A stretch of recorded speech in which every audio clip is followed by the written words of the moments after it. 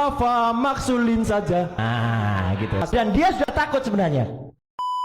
Orang Surya bukan kuliahnya bukan IT. Ya makanya dari mana media menselebrasi dia menjadi pakar IT?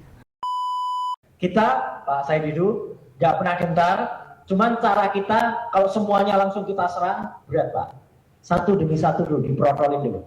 Ya, yang diprotokolin Fafa dulu.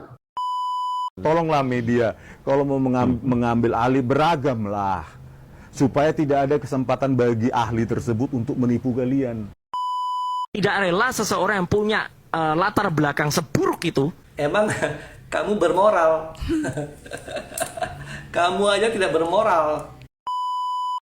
DPD sebagai pionir untuk dilakukannya proses pemakzulan Gibran.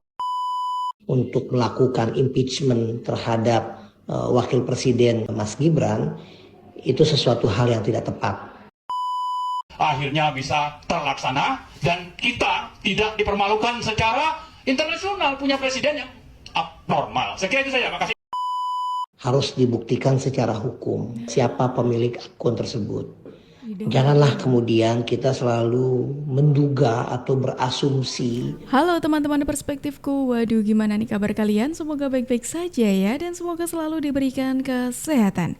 Seperti biasanya, kalau barengan sama aku di sini, aku mau ngajakin kalian nih untuk mencari info-info menarik apa hari ini yang cocok banget buat dikulik.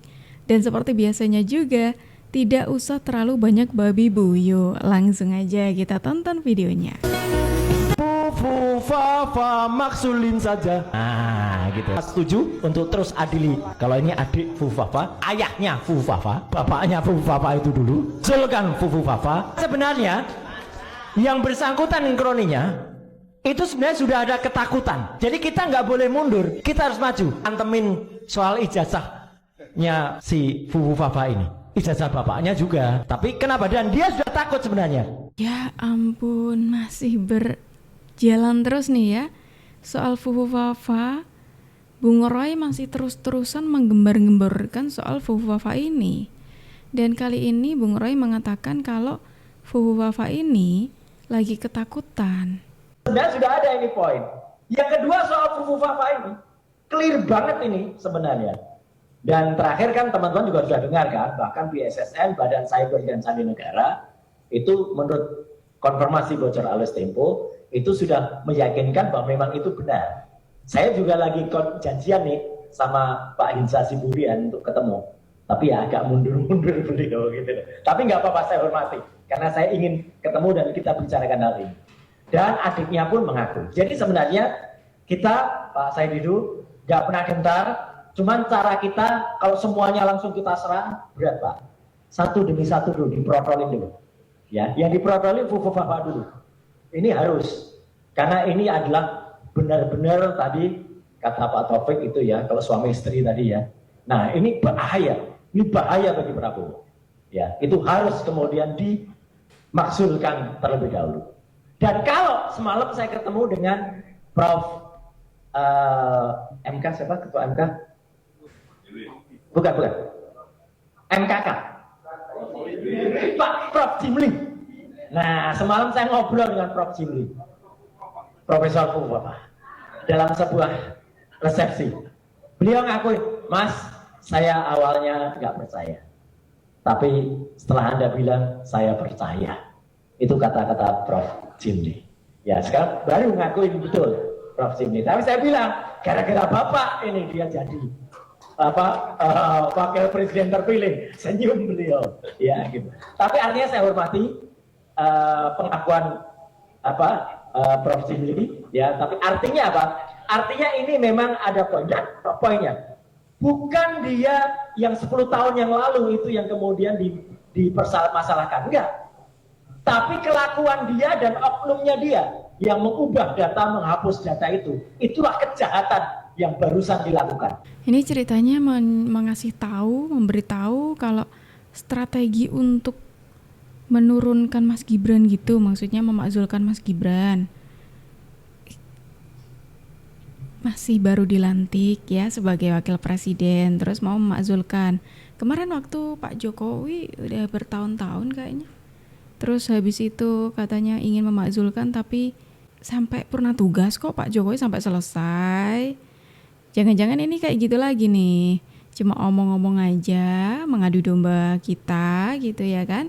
Terus nggak berhasil tuh memakzulkan.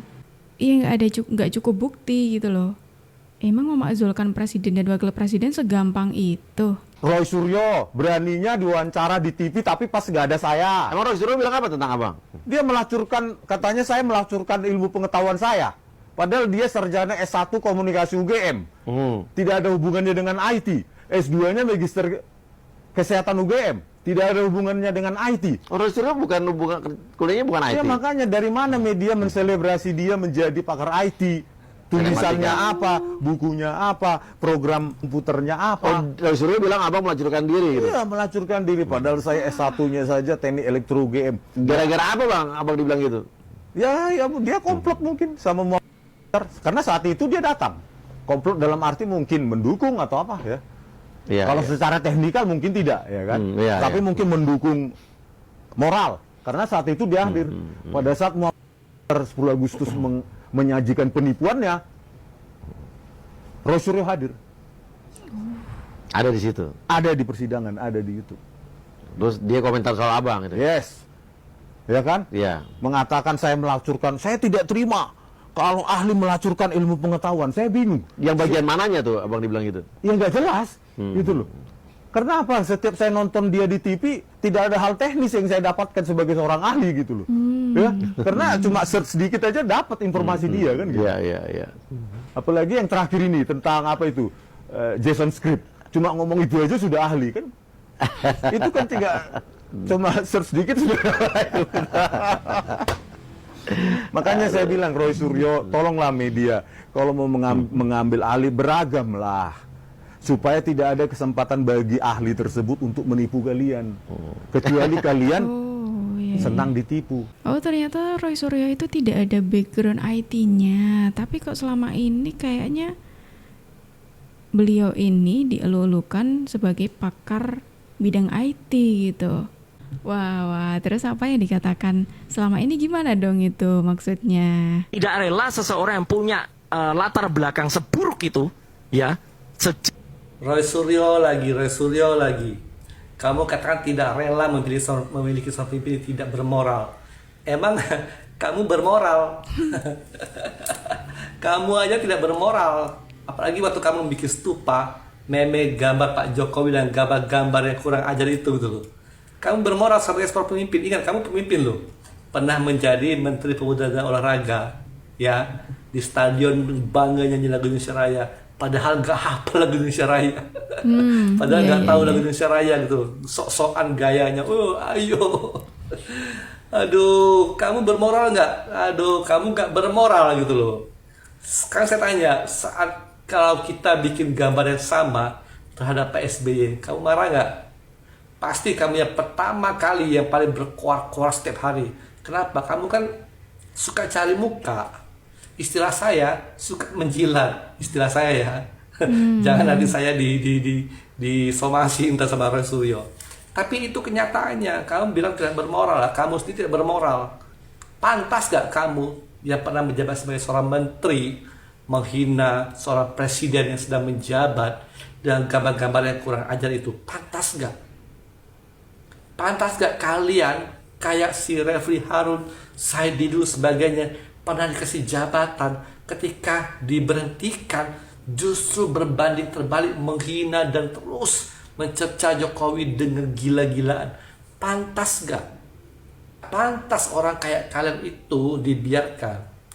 Seharusnya kalian tuh, kamu itu di penjara 20 tahun di penjara biar membusuk di situ gitu loh. Roy Suryo. Apalagi kamu bilang Gibran isi kepalanya kata seorang dokter mana? Dokternya memang udah pernah datangi Gibran, ngetes otak Gibran, dites seluruh badan Gibran, pernah? Enggak. Itu cuma orang-orang kalian saja, kelompok-kelompok kalian saja yang membuat framing dan narasi untuk menyerang terus Gibran dan keluarga Jokowi. Iya, itu kalian saja kerjanya itu. Mau dokter si A, dokter si B, mereka pernah ngetes Gibran? Enggak. Ingat, pada waktu Gibran mendaftar, sebelum mendaftar di KPU, ada tes kesehatan di rumah sakit. Ingat kan? Aman-aman saja tuh, nggak ada tuh dikatakan psikopat dan sebagainya, seperti si Amin Rais bilang Iya, Jokowi benar sih. psikopat. Kalau udah dibilang kalian saja gitu loh, nggak dapat jabatan, kalian saja kehilangan jabatan, udah jadi gelandangan politik, dan kamu terus yang fuku-fafa itu bisa dibuat kok. Zaman sekarang semua bisa dikerjakan, dibuat kok. Apa kamu ahlinya? Kamu kan ahli telematika katanya, ahli nonton-nonton film-film porno. Ini artis si A, ini artis si B. Oh, ini film pornonya asli nih, dibuat oleh mereka pakai HP A, B, C, D. Ya kan, kamu ahli nonton-nonton kayak gitu gitu loh. Dan kamu masih dikasih panggung, yang saya heran. Orang-orang kayak kalian kok dikasih panggung. Orang yang dipertanyakan moralnya tapi sok-sokan ngomongin moral orang lain. Ya emang gak ada orang kayak gitu selain Roy Suryo sih ya. Kalau kita memang lihat rekam jejaknya dari dulu, Roy Suryo ini seringkali mengungkapkan kebenciannya, bukan terang-terangan kebenciannya sih, tapi sering menyindir Pak Jokowi waktu itu, terus sekarang Mas Gibran, ya kan? Nggak berhenti-berhenti tuh, Fufafa terus dibawa-bawa sampai sekarang. Waktu itu aja Pak Jokowi yang masih menjadi presiden, itu di wajah di stupa Borobudur itu dirubah jadi wajahnya Pak Jokowi. Wah, ini sempat ramai waktu itu karena ya parah dong, wajah presiden loh dibuat kayak gitu. Bener-bener dipertanyakan sih moralnya Roy Suryo ini. Tapi bisa-bisanya sok-sokan ngomongin moral orang lain.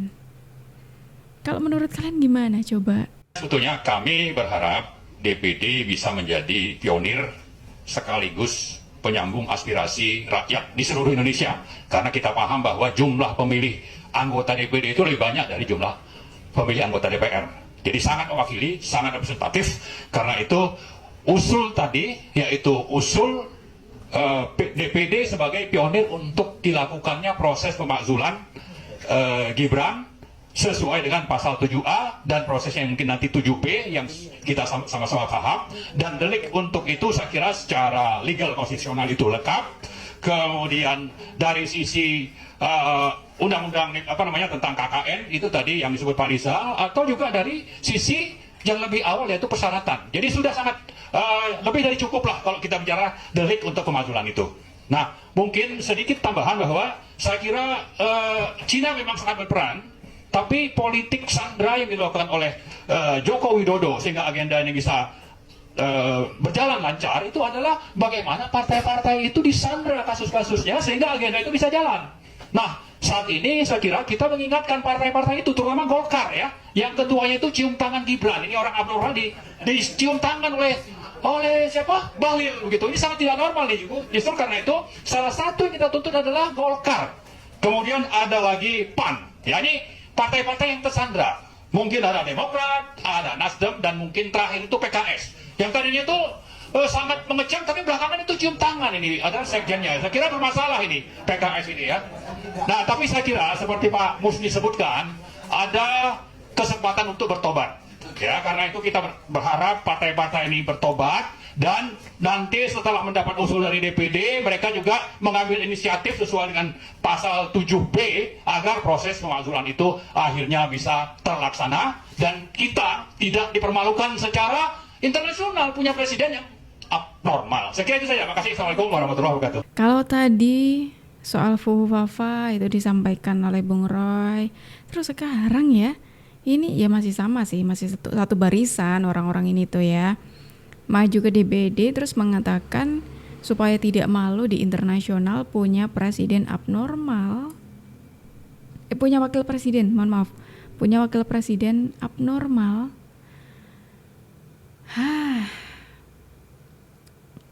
Emang untuk menyadarkan atau untuk ngasih tahu orang-orang yang kayak gini tuh susah gitu loh. Apalagi tadi di awal sempat menyinggung tuh, katanya harapannya DPD bisa mewakili rakyat Indonesia soal pemakzulan Mas Gibran gitu ya kan. Ini pertanyaannya tuh rakyat yang mana? paling kan ya barisan-barisan kalian kan. Ya kalau semisalkan memang rakyat itu mau memakzulkan, ya harusnya sudah dari kemarin-kemarin nggak sih, waktu sebelum Mas Gibran dilantik pun kalian sudah merencanakan kalau ingin memakzulkan Mas Gibran. Harusnya waktu itu sudah banyak tuh orang-orang yang ikut gerakan tersebut. Tapi buktinya apa? Sampai sekarang tidak ada. Ya cuma orang-orang itu aja gitu loh. Makanya aku tanya nih, rakyat yang mana gitu kan. Pakar Hukum Tata Negara STIH Iblam Dr. Radiansyah menilai dorongan sekelompok massa dari Barakemang untuk melakukan impeachment terhadap Wakil Presiden Gibran Rakabuming Raka adalah sesuatu yang tidak tepat. Untuk diketahui, puluhan tokoh yang tergabung dalam Barisan Rakyat untuk Kedaulatan dan Kemandirian Bangsa yang dipimpin Refli Harun telah menyampaikan aspirasi kepada pimpinan DPD RI di Komplek Parlemen, Senayan, Jakarta, Senin 28 Oktober. Salah satu tuntutan utama Barakemang adalah agar DPD, DPR, dan MPR segera memproses pemakzulan Wapres Gibran Rakabuming Raka. Dia melanjutkan proses yang pertama, DPR harus mengusulkan, kemudian meminta Mahkamah Konstitusi memeriksa secara hukum, kemudian hasil dari Mahkamah Konstitusi tersebut harus dibawa di DPR yang kemudian DPR kembali mengusulkan kepada MPR untuk bersidang. Selain itu, Radiansyah juga menyoroti isu Fufufafa yang terus dimainkan oleh kelompok Barakemang tersebut. Terkait mengenai dorongan kelompok orang untuk melakukan impeachment terhadap Wakil Presiden Mas Gibran, itu sesuatu hal yang tidak tepat. Kenapa? Karena sekali lagi seseorang dapat diajukan oleh DPR untuk di-impeach itu ada melewati beberapa proses. Yang pertama, DPR harus mengusulkan, kemudian meminta Mahkamah Konstitusi memeriksa secara hukum. Dan kemudian hasil dari Mahkamah Konstitusi tersebut harus dibawa ke DPR, yang kemudian DPR kembali mengusulkan kepada MPR untuk bersidang. Nah, namun sekali lagi itu ada atas beberapa dugaan-dugaan penyalahgunaan jabatan setelah presiden atau wakil presiden dilantik. Misalkan dia menyalahgunakan jabatan, melakukan tindak pidana, dia melakukan korupsi, kemudian juga sudah tidak lagi memegang konstitusi, dan kemudian tidak lagi menjaga NKRI. Nah, hal itu yang dapat diajukan untuk di-impeachment.